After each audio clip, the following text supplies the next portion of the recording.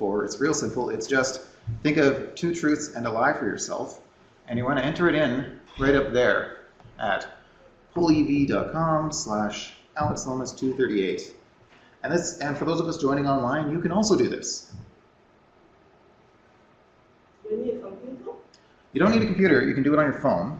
Oh. Any sort of internet-connected device. Where do I go? You type it down. Yep, you go to polev.com/AlexLomas238. So this is a program called Poll Everywhere. You might have run into it. There's a whole bunch of other things that are similar. Essentially, the way it works is you create some questions on a site, and then you can display that, and other people can get in with the code to enter things. I believe the U of A just stopped using things like iClicker, and this is a similar setup. And the main reason I'm using this is because I know we have people online and they can join us instead of just, hands in the air sort of a thing.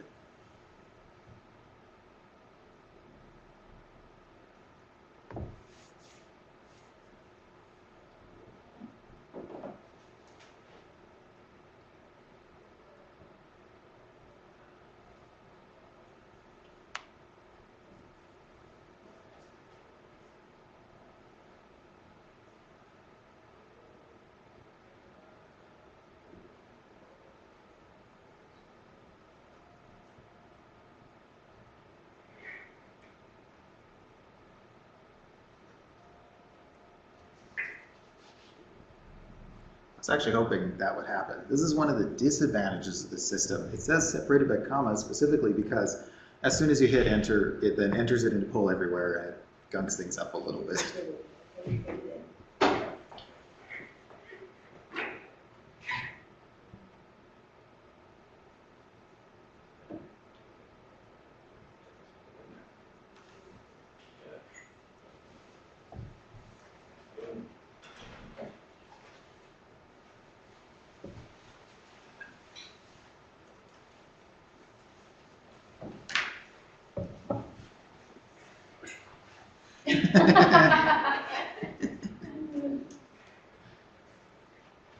I mean, the timing's right for that one.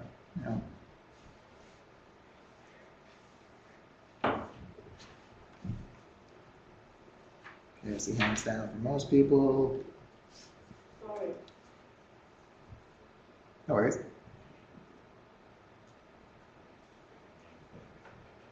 My name?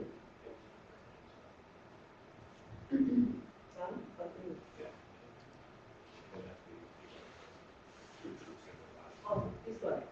Yeah, that's it. Then it'll Hold on to that. Yeah, just type that back. I need more enter response. Oh, I see. Oh, this is right. Oh, thank you.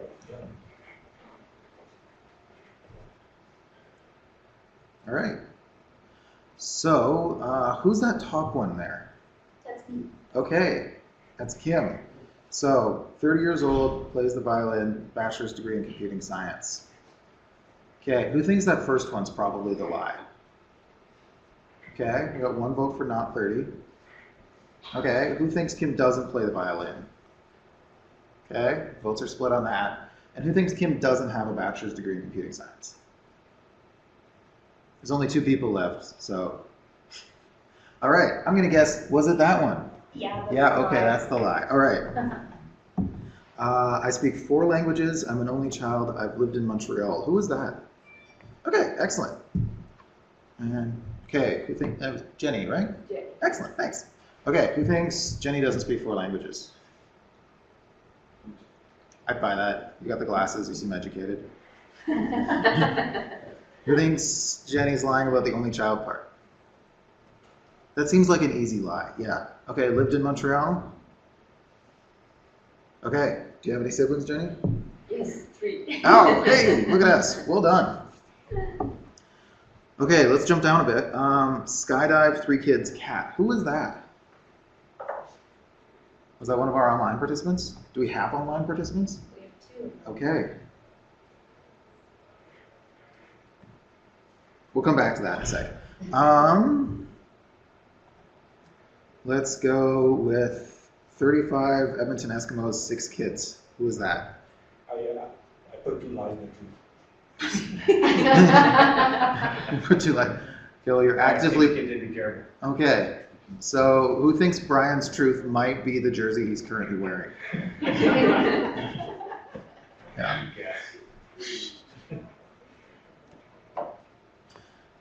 All right. So that was like a simple icebreaker game, and we're all reasonably these are the easiest things to include into a classroom. And the whole point of them is it breaks things down a little bit. We get to talk to people. We get to learn people's names a little bit. So, oh, I yeah. have a question. It asks me here to put my name, but I don't see my name there. Yeah. Is there a possibility to see? I believe there's a setting that you can enable to do that. Because that way we can actively see. Mm-hmm. Yeah, so what I've got going on here is it's actually a plugin to Google Slides to allow you to pull in, pull everywhere, and it works so-so.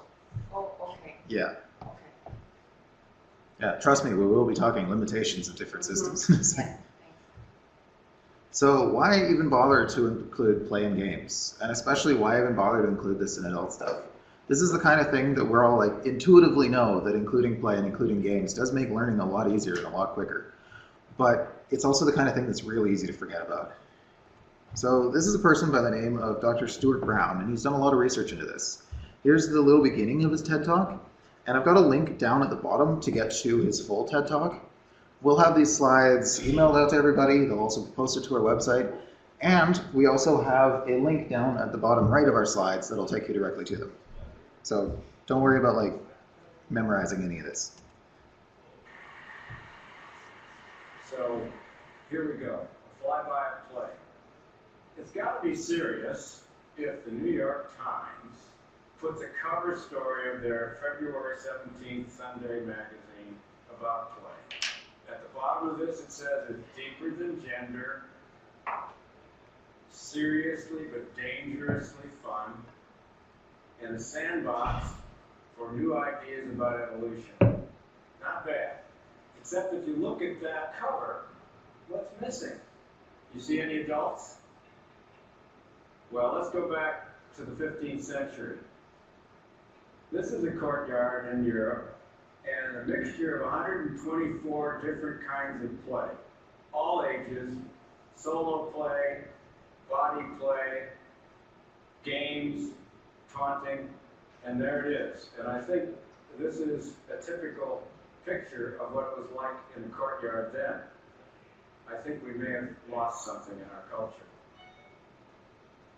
So yeah, he makes the point, and this is a key part of his research, that when we think of play, we usually only think of kids. And we so often forget about including adults, which is really sad because the people who are forgetting about the adults are usually adults themselves. So the benefits of play in education, he's got a quote, play is learning's partner. And I really like this. Play is something that allows us to learn better, learn quicker, learn in different ways than we normally would. It allows for learning. It allows for low stakes experimentation and finding new understandings of the world. If you go to the Space and Science Center or any space museum, or I think it's called the Tellus World of Science now, it's dating myself there a bit. They have games and play all over the place, but they're all designed to help people learn about things. And they do that because it's a system that works really well, both for kids and for adults. It also helps for trust building among participants. Even the little, you see a group of people who regularly play board games together. If that's the only thing that they do, they probably are still pretty friendly amongst each other just from those casual chats, those conversations that happen. There's also silly situations are great for bringing our guard down, helping us, work together. And then when we're in stressful situations, our guard is still a little bit down with those people. It's really helpful for making those connections. Any questions so far? Cool, yeah. A lot of this is stuff that we kind of know, but it's so easy to forget. So, things to be mindful of when it comes to play. And I want to make a quick note. So, Dr. Brown, in his little talk, he mentioned both play and games. You can have play that doesn't require games, and you can have games that in no way are play. It's really easy to think of these as being the same thing, but they don't necessarily have to be. So, cost, both for you and your students. If you're like, hey students, I found this great game, it works really well, it's only $30 a person, that can be a big block for a lot of people. So keep that in mind. There are some really fantastic board games out there that are $200. Even if you're like, hey, I want to do a sort of competition that involves a prize at the end, somebody has to fork out money for that prize. Accessibility. So the reason I use Pull Everywhere is because there aren't people who are physically here. But it's that Pull Everywhere itself has some drawbacks. So there's physical accessibility. Is somebody not here? Are you going to plan for a game that involves running around? If you've got somebody who has mobility limitations, and you might not even know that they do. Most people who are pretty good at a lot of people are really good at walking, and there are some people who are really good at walking, not so great at running. It happens. Emotional accessibility. If you want to start off your game by being like, all right, everybody think of the most painful thing that's happened to them in the last month, and then we're going to share that with the group. Yeah, exactly. Nobody wants to do that. Even interest. Some people, everybody likes different things. That's okay. I love 4-hour board games. My spouse hates them, so we never play them, and that's okay, because they would hate every minute of it. And language. This is the kind of thing that's easy to forget, but play is usually spoken a lot faster. You use silly words, you use colloquialisms, that if English isn't your first language, or even if it is your first language, and just hearing things is a little hard, that can be a big challenge. Time. Think of how much time it takes to set up things. Everything that's more engaging than just throwing text up on a slide takes more time.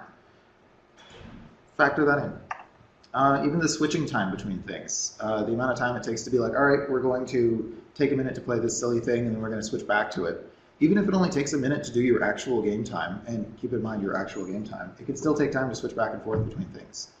That's true for kids just as much as it is adults. It takes a little while for people's brains to flip over. And then technologies. What do you have in your classroom? What can you rely on? Even things that you wouldn't think of as tech, but like, could you do a game that involved, could you play dodgeball in this room? Probably not very well. It would take a second before somebody crashes into a desk. And then things like internet, even like, what sort of system are they using, Mac versus PC? I worked at a technologies and education and the faculty of education for a little while there. And we'd have all these great things, and then a student would be like, hey, I'm going to be teaching in the Northwest Territories. And we'd be like, all right, 70% of what we just told you, you can ignore all of that because you won't have regular internet. And then there's comfort with technology. If you're like, hey, this is really great, but people aren't able to access the technology, it takes them a little bit longer, that compounds everything. Can anybody think of some clear issues with the Pull Everywhere that we just ran? No? What's your question? Sorry, can anybody think of some issues that we ran into with the game that I started with? Yeah. Or maybe just the name, because if it's like an icebreaker to get to know each other, we don't know who Yeah. the person is, especially if they're not all in the room. So because sometimes we can remember a face, but not a name, so kind of. You're right, it was a little impersonal. Just like me, it would take me a long time. I need help to get into it. Yeah, exactly. So not everybody knows how to play games Mm-hmm. Yeah. on the digital. And that is a constant problem, especially with people who would consider themselves to be gamers, is they'll be like, hey, this, really complicated AAA $60 game, everyone should play this. And it's like, no, that's not accessible. Yeah. So Brown outlines 7 different types of play and 8 different play personalities. And the key takeaway here is that there are different types of play, and there are different types of ways that people enjoy play. You'll probably be able to find some overlap, but you won't find there's no silver bullet, this thing always works for everybody. So know your audience. So he talks about attunement play, which is like those very first few moments of your life when you're still figuring out how do things work, who is that person, who is playing peekaboo, that sort of a thing. Body movement play is, as it sounds, moving around, enjoying seeing what you can physically do. Hopscotch, for example. Object play, playing with a thing. Playing with a frisbee is a great example of object play. Social play, interacting with each other. So in that TED Talk, he talked about solo play and also group play. People play by themselves all the time, they play with others all the time. Some prefer one over the other, some situations call for one over the other. Chances are pretty good in a lot of classroom settings. Solo play won't necessarily work as well, especially if you're trying to get team cohesion. And then we've got those last three work together really well: imaginative and pretend, storytelling, and creative play. So things that involve creating a story, things that involve even just retelling a story in some sort of creative manner. And then we've got play personalities. These are all pretty self-explanatory, but there's the joker, the people who like making fun of things, who like having silly times. The kinesthete, the athlete who really likes running around, really likes playing with things. And I say athlete might not even be somebody who's actually that athletic. I definitely fall into that. Explorer. So, as I mentioned, play and games aren't necessarily the same thing. It helps for me to think of these as video games because I've been playing them since I could walk.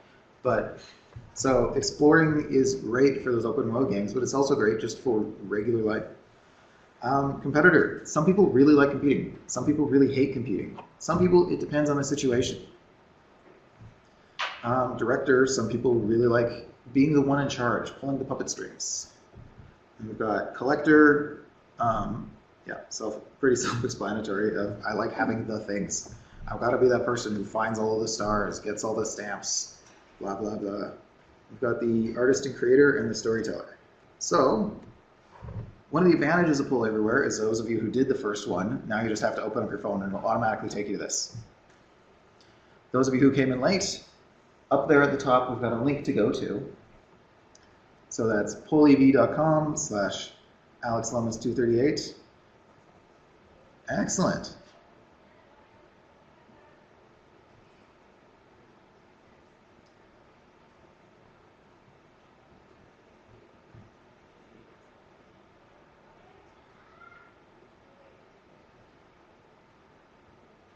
No, people do not like being in charge.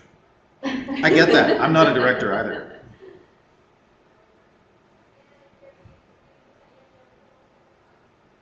For anybody who's familiar with tabletop games, Dungeons and Dragons being the most common, director would totally fall into the Dungeon Master. The person who tells you, here's what you're doing today, here's where the story's going. Very rarely do you find somebody who actually wants to be in that role.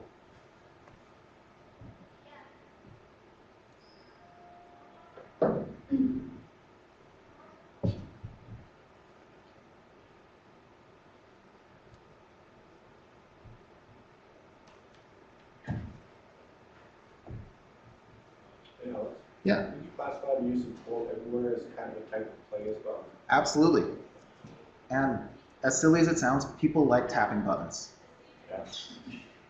Could you repeat everything that everyone in the audience said? Oh, yeah, so the question was, would you count Pull Everywhere as a type of play? It's not a great type of play, but it's certainly better than nothing. Any form of interactivity you can include counts, essentially.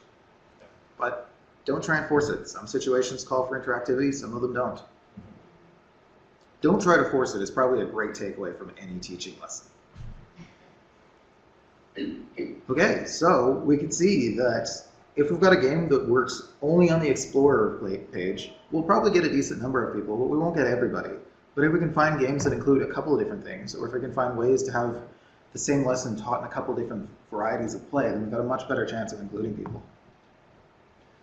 For those who are curious, I definitely count myself as Joker, Kinesthete, Explorer, and some competitor, depending on how good the other players are. So, who hasn't heard the term gamification? Okay, yeah, we got a little bit. It's definitely one of those things that's come up in the education world, and everybody's like, oh, that's great. So the gist of it is like, yeah, we're trying to make that monkey brain of yours work for you.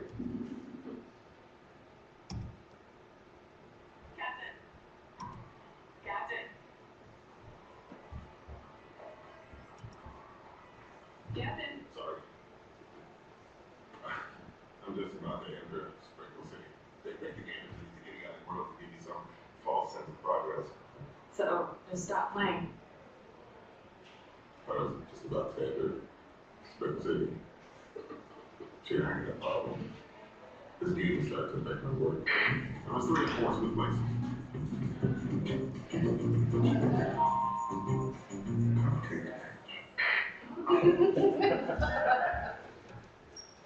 So the thing with gamification is that this works really well on people. Who here has spent, hours on a game, deleted it from their phone and being like, why did I do that? That wasn't fun. Yeah. Who here has been actively playing a game, thinking to themselves, I should stop this because it's bad? Yeah. It works really, really well. But it's got some limitations. It's not a silver bullet, exactly. So at its core, the idea is you're taking some elements of games, a lot of like collectible things, those things that trick your brain into thinking that you're winning. So badges, points, rewards, and you slap them on tasks. So this provides extrinsic, external motivation for tasks, as opposed to necessarily requiring people to just want to do this thing on their own. Moving cupcakes around to get cupcake matches, okay, sure, for 30 seconds, I can see that. But as soon as you tell me that I'm about to get to Sprinkle City, I am way more motivated to do that. But studies are showing that if no intrinsic motivation develops from this, if no part of you starts being like, hey, I actually want to do this thing, then the behavior entirely relies on rewards. As soon as you remove those rewards, people aren't going to want to do that anymore. If you're in a situation where you're like, I'm going to just keep rewarding these behaviors forever, that's not necessarily a problem. And keep in mind though, if you have a reliance on rewards and no intrinsic motivation grows, even if there was a little bit there, this can actually remove the amount of intrinsic motivation. If somebody kind of wants to do something and then you slap a reward on there, and then you take the reward away, they no longer want to do that thing anymore. So examples, sticker charts. Sticker charts are a good example. You get kids in your kindergarten class and you're like, all right, you do the thing, you get a sticker. This happens everywhere and it works really, really well. In one of my fitness classes, our instructor, and remember, we're all adults here, gives us stickers for doing great things, and I really want those stickers. I will keep going to those classes, and I'll keep pointing my toes so that I can get stickers, so that I can turn them in for like a little bottle of Advil or a hair tie or something. But once again, if you remove those rewards, you run into the risk of maybe this won't happen as much. Like I said, this sort of thing works really well on me. And as of this morning, I'm a level 70 rogue in Habitica. Yay me. Habitica is a great example of gamification. This is a game designed entirely around tasks that you set up for yourself. You're telling yourself, self, I want to do this thing, but I know that I'm not good enough at motivating myself to do it. And instead of feeling bad about that, I'm going to set up an entire external situation to motivate myself to do that. So, because it gets me points, I daily remember to check my cat's water. In fact, I've been flossing every day since I installed this, and I was a terrible flosser before that. This even hits on a couple of things. It can be competitive. It can also even be collaborative. I'm actually on a team with my partner. That'd be Topster. Which is great because the mage does a lot of extra damage to bosses, and that's important because as a rogue, I don't do that much. I even want to include, they also have collection in there. You get adorable animals. But I know that as soon as I move something, so dailies, if you don't do them, you get a penalty. Habits, if you don't do them, nothing happens. I know that I've moved some things from dailies over to habits and I've stopped doing them. And these are things I actively want to do. I feel better when I regularly foam roll out my legs, but as soon as I move that into a habit, I stop doing that daily. And there are also badges in E-Class. So once again, you can toss a badge into something that says, hey, you did the quiz, you get a badge. You've read through this number of readings. That means you're this far on to getting, the new superhero avatar sort of a thing. And this can work really well, so long as the situation fits it. Any questions? Cool. And now we're going to swap off. All right, so we've been talking about the science behind playing some games in your class. Let's actually play a little game. So this one requires a partner. You do have the option of opting out if you don't want to, and then I'll just ask you with your partner to discuss it. So everybody, excuse me, geez. Get close to someone, we're gonna arm wrestle. And again, if you've got like physical limitations or you're not comfortable with that, just say, I'm gonna sit out on this one, let's just talk about it. Oh, that's right. And for the people online, I do apologize. You can't exactly arm wrestle virtually. But we'll tell you all about it so you'll feel like you were here. All right, so the goal of this game is to highlight competition versus collaboration. So in your partners, you're going to arm wrestle for a minute, and the goal is to get your opponent's hand down on the table as many times as possible. One hand down on the table equals a point. So 1, 2, so on and so forth. So at the end of the minute, we're going to compare points and then talk about what we found out, okay? So I'm setting the minute timer. Everyone in position. 1, 2, 3, go. We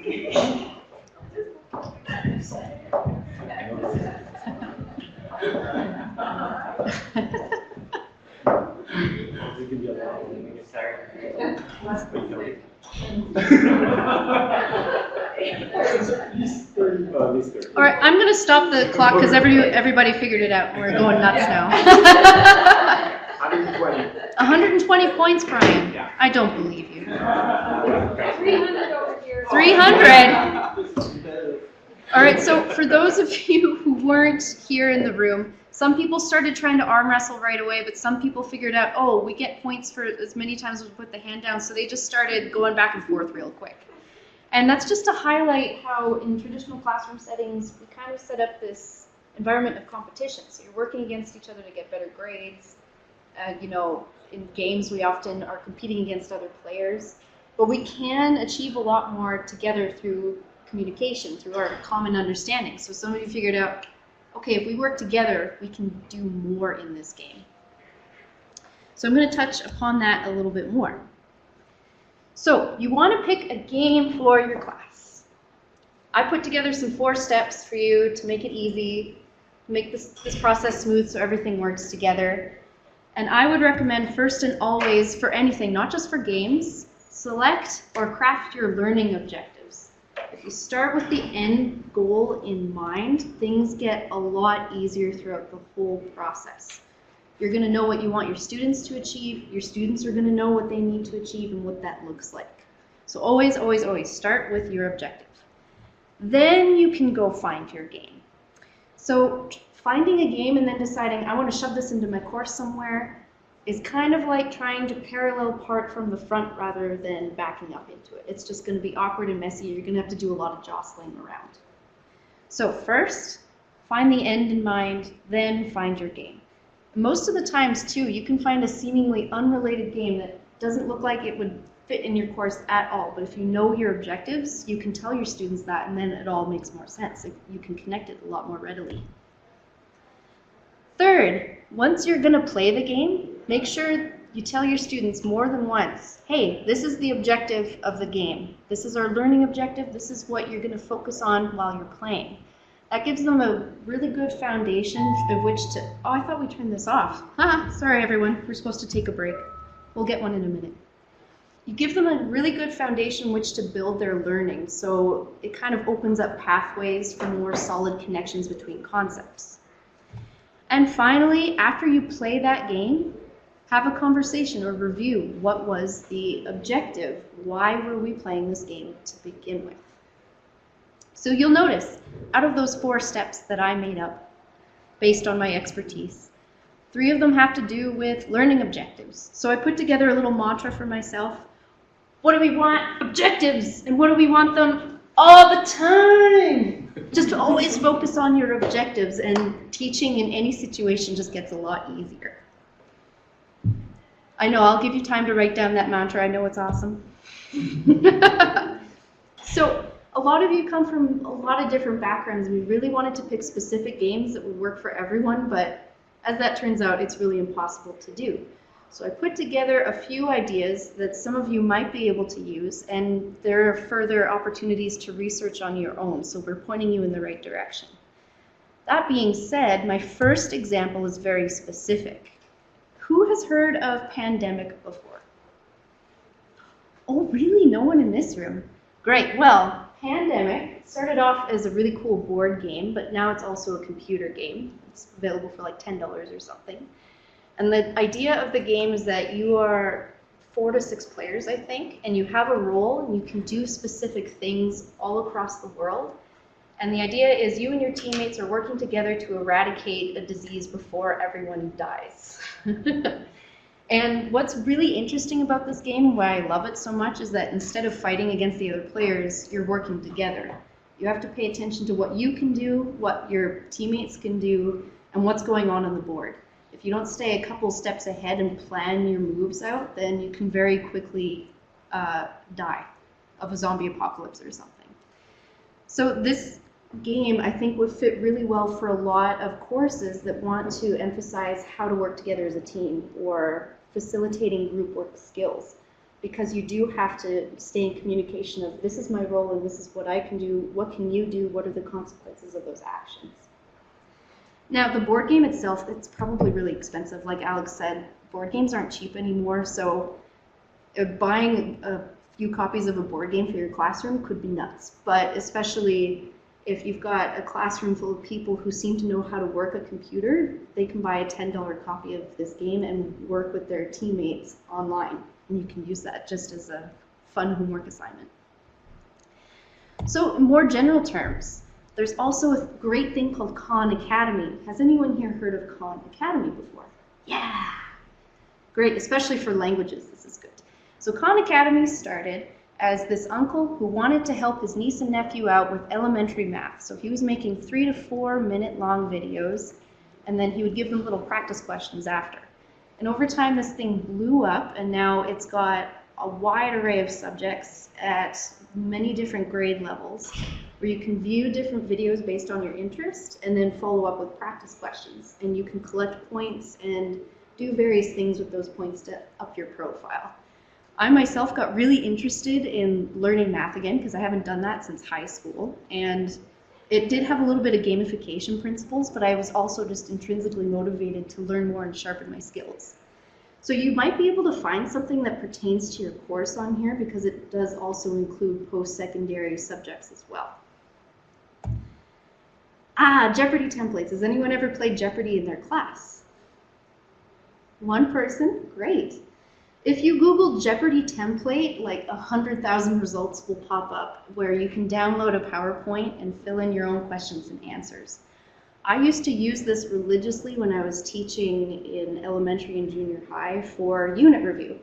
So we would go over a bunch of concepts, I would fill in my questions and answers, and we would either work as individuals or put them together in little groups or split the class in half, or all of us would work together to review our unit.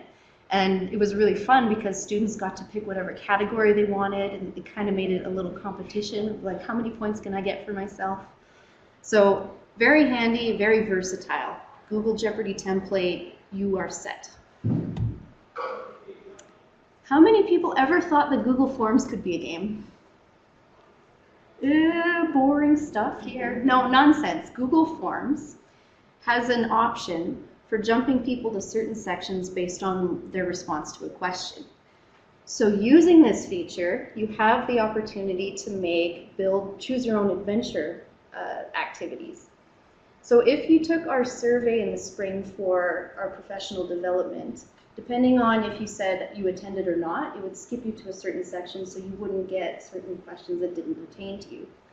I know in a lot of our courses through Building eClass, there are a lot of scenarios, or you are the site inspector for this company, you come talk to this person, what do you say to this person? So based on that, you can give your students a bunch of options and they can see the real life consequences of their actions based on the things that you've been learning in class. The downside to this is, depending on how detailed you want to get with your scenarios, it can take a lot of setup time. But it's something that's an artifact that you can use again and again and just make small adjustments to, and it's really helpful for students to kind of see and put their learning into like a real life practice.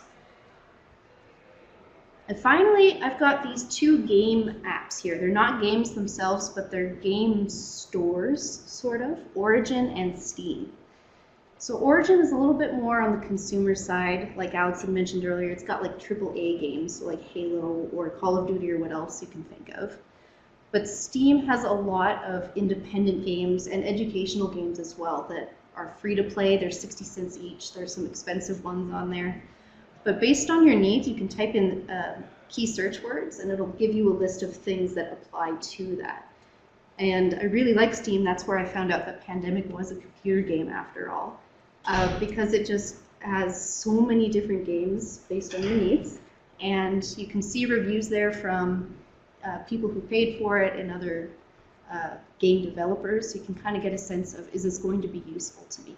So I would highly recommend checking any of these things out just to further your own research in, is there something I can use for my class? All right, so you've done your research and you're like, I'm not finding a game that's going to make any sense for me.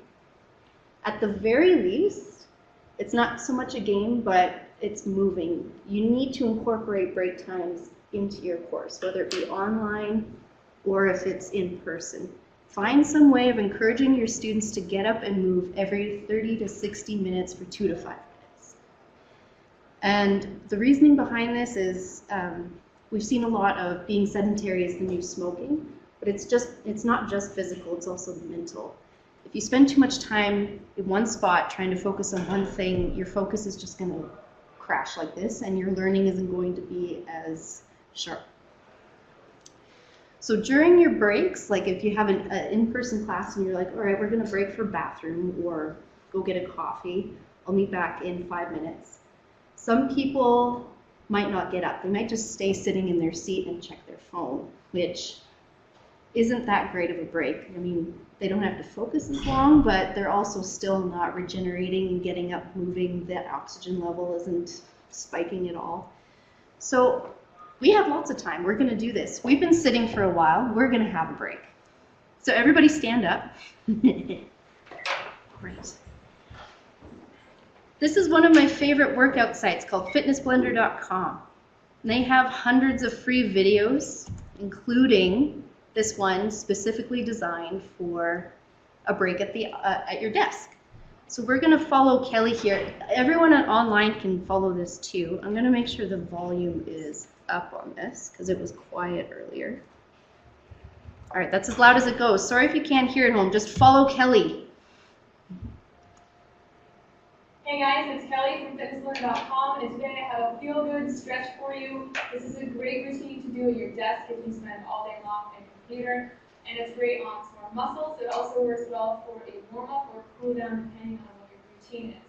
So we're going to be doing 25 seconds of each of these exercises. There's no rest in between, and we're starting off with some neck stretches. So we're going to be looking left and right. You can go ahead and start where the timer does. So we're just looking as far as we can this way. And same in the opposite direction. So throughout this entire stretching routine, you're not forcing anything. You get to the part where you feel tension and then gently push a little more, but never to the point of pain. So make sure to listen to your own body. Take nice deep breaths while you're doing this. This is the kind of thing, if you do this while you're sitting there at a computer all day, you feel so much better when you're done. Right, next up, we're going to take our necks and go from side in the same kind of slow, deliberate way. Smooth movements.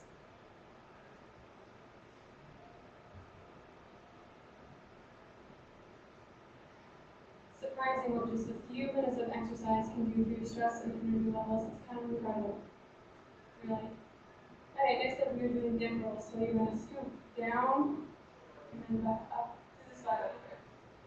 So this should feel really good. Especially on tight muscles. Use the jet going overhead, of course. Nice, relaxing on the arms jet. Alright, next up you're doing shoulder rolls. So we're going to go forward and back. So in here, big circles. Same thing in the opposite direction. So you can start moving your feet around a little bit if you want to too. You're staying standing the whole time. I try to make this easy to do if you're in a cubicle or an office and wearing work clothes. So, no excuses here. About 5 seconds left, and we're going to switch to arms. Make sure you have room, you're not going to hit your partner. Alright, so now I'm going across here. Again, you can kind of start to work in some foot movements as well. And swinging your arms one over top of the other, alternating which is on top each time.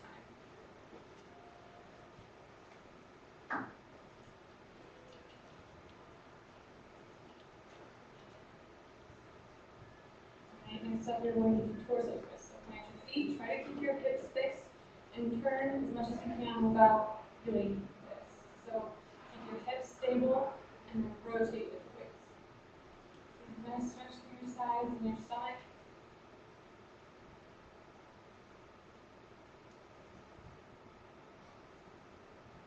About 5 seconds left. We're going to switch to toe touch circles.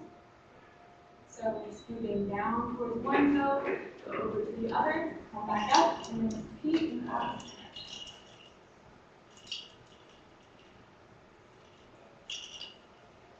So you can feel really good on your lower back as well as the back of your thighs, and hamstrings, and through your torso again as well. And next up, you're doing a ventral wrist stretch. So we're pushing out with our arms, your hands up, so your tongue's going to stop. And then swing behind you as far as you come from the hip, we'll bring your wrist in, and you're going to touch your forearm. So one stretch here, stretching the opposite way there.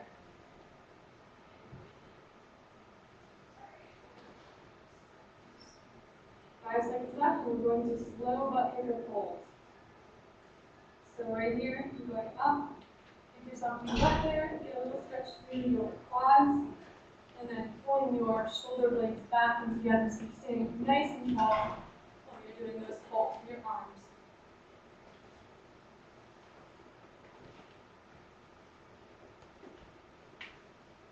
All right, 5 seconds, and we are switching to a chest and runway stretch. This one feels really good. We've been hunched over a computer, so go forward, kind of round your back, and then do the opposite. Just stick your chest out. Good chest stretch and a runway stretch.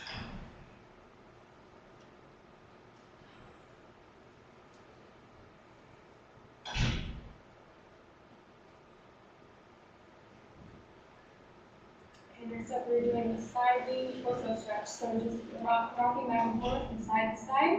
A nice fluid motion. Heel stretch through those obliques.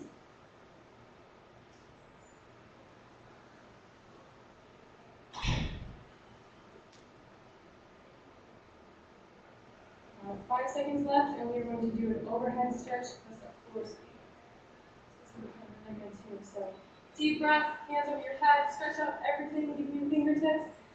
Enjoy that for just a second. Now come down, sweep the floor, and come back up.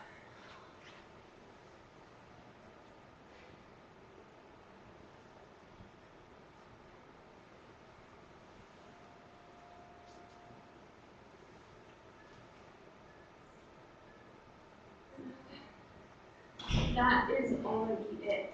So whether you're using this at your computer desk or before or after workout, I hope you enjoyed this quick stretch. Otherwise, good job, guys. This workout is complete. Like I said, I love Fitness Blender. There's a whole bunch of different skill levels and needs and whatever you're looking for on there. But also, so if you're in a face-to-face class and you say, okay, we're going to go for a break, you can give these adults a choice whether they participate or not. So what you could do is just put that video on in the background, and then people can choose what they're going to do. You'll probably find some people will follow along. If you're an online course, you can incorporate little messages in your module overviews or within your slides, like, have you taken a break recently? Maybe just go up and stretch for a couple minutes. That's going to keep their, like I said, their focus sharp, and it's going to prolong learning for longer. So this is just an example of what I do. Alex has presented on this in the past, but Break Timer is a Chrome extension. You saw that green screen pop up earlier saying take a 2-minute break. Mine is set for every 28 minutes. I take a 2-minute break and I do one of these stretches. I have this poster printed off at my desk. So if you do Google Get Up Off That Thing by Blue Zones Project, you'll find this poster and you can print it off for yourself. Just something to get up and move. So don't do this just for your students, do this for yourself too. Make sure that you're not sitting in the same spot doing the same thing for more than an hour, because you're gonna slowly burn out. So to help you along, find more things that might be pertinent to you, I've got these 3 links here. I'm not going to click on them and go into them right now. You are going to get a copy of these slides so you can access these later on after the presentation. The first link, 50 Great Sites for Serious Educational Games, is a list of computer games or online games that you might be able to use that are specifically for a post-secondary audience. It's got everything in there ranging from like SimCity to, I don't know, I think there was a foreign aid game you could play. The second link is Classroom Activities and Games by Humber College. Humber College is in Toronto, and this list was put together by a team much like us, the Learning Engagement Office, but it's all face-to-face activities that don't require technology. So a lot of them are conversation starters or just like focusing in on one kind of concept when it comes to group work and such. And the last link is for anybody, your students or you. Canada Life Healthy Break activities. There's a whole bunch of different ways to incorporate movement in office life. So check those 3 links out at a later time. I'm sure that you'll find something that piques your interest that you might be able to use. So let's play another game. We're going to go to kahoot.it on your phone. Or if you're on your computer, participants, you can go there as well. I have presented on Kahoot before, so I won't go into great detail, but this is a fan favorite. It's for all ages. You get to make your own quizzes and participate together, and you don't have to be in a classroom. It can be an online game as well, and people can play it on their own time. So I'm going to set this up here. Hopefully the music isn't blaring. Turn that off. All right, you'll see a code on my screen here. When you go to kahoot.it, enter in that PIN number.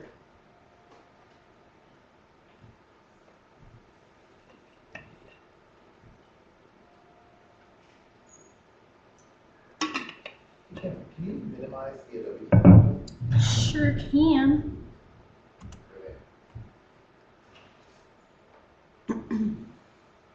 So this is going to be a short game, 4 questions, reviewing the presentation we just went through.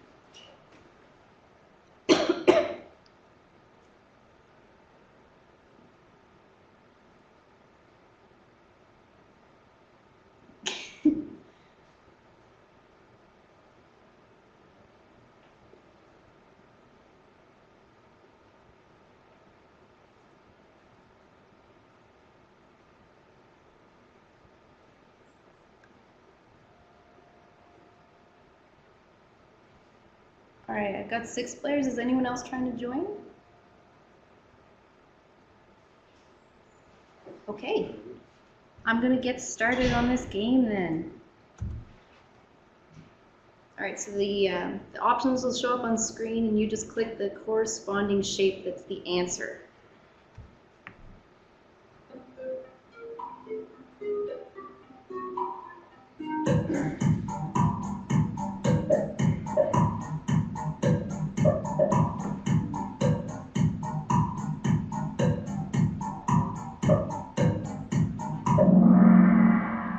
All right, so you do have the option of making it public still. I do believe who answered what, but this shows you the split of who picked what, and the correct answer is the green shape. You may need to use different games for kids and adults. All right, next question. Chris, good job.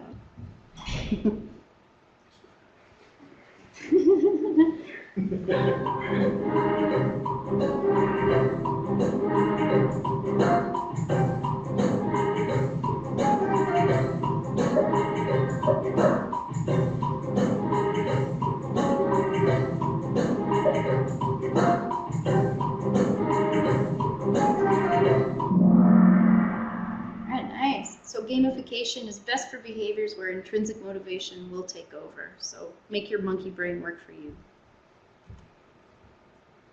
Oh.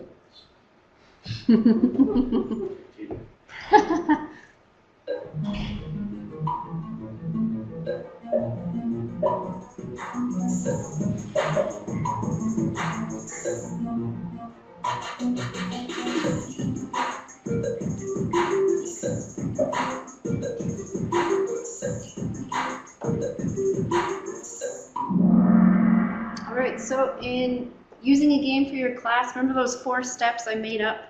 The first one is select or craft your learning objectives. If you've got the goal in mind, everything else comes more naturally. I like this name, Gamification Row. All right, one last question.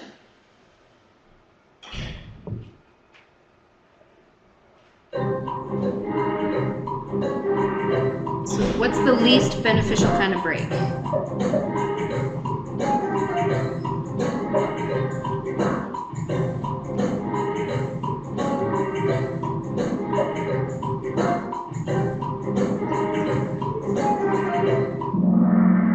Nice. Yeah. I mean, once in a while we just want to go through social media at our seat, but it's not going to help you get your brain sharpened back up for learning. Oh, Brian, I think you're not allowed to come anymore. You're not invited next time. All right, thanks for participating in the game, everybody. Let's go back here. All right, we're going to start wrapping up. I included this wonderful quote from an author of Old, from Bernard Shaw. You don't stop playing because you got old. We grow old because we stopped playing. So, like Alex mentioned at the beginning of the presentation, adults kind of forgot that play is important. We recently were part of this workshop where we learned that there's some connections between serial killers' pasts and a very prolonged lack of play for most of their life. So if you stop playing, you become a serial killer is what I'm saying. So don't forget, for you and your students, you need to find some ways of incorporating play in there. Do we have to play all the time? No, change it up. Just like we have to change up what kind of game we're offering, change up the way that students are learning, change up the way that you take your breaks. But don't forget that playing is important even though you're old too. Okay, Brian? Got it. Got it. All right. So this is what we covered today. First, we went over 2 truths and a lie using Poll Everywhere. So that is a game that you could incorporate into your class, depending on how creative you wanted to be with it. Really good for icebreakers as well. We went over Stuart Brown and how adults don't seem to play as much anymore, and there are some consequences to a lack of play in our life. Then we went over the types of play and players. There was 7 types of play and 7 types of players. No, 8. Yeah. There's so many. Yeah, if you can think of something, just like imaginative play, I think Calvin and Hobbes is a good example. That kid imagined everything, and he was having a good time.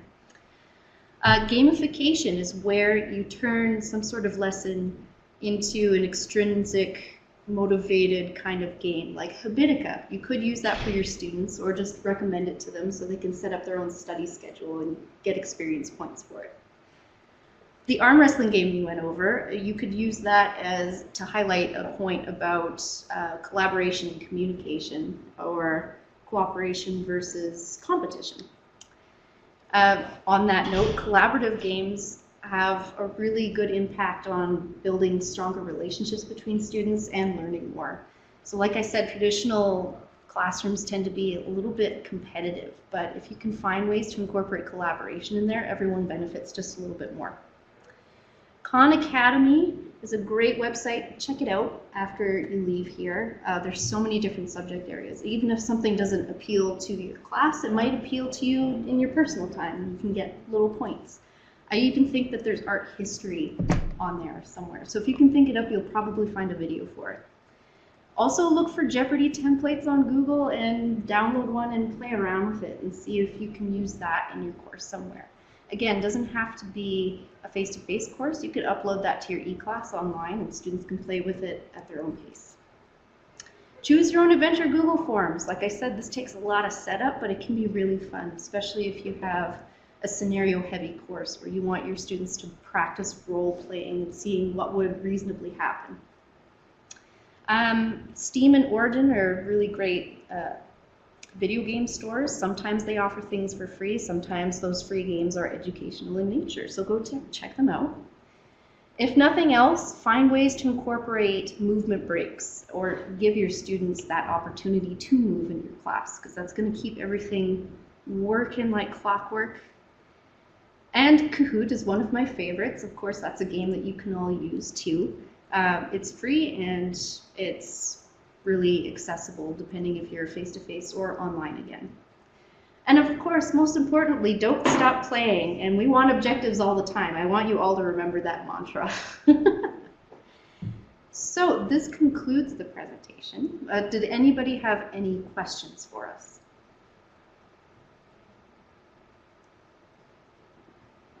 All right, just a reminder, this little link in the bottom here, the tiny URL, that gives you a copy of these slides. We'll also be emailing them out so you have all the links and all of the resources that are included.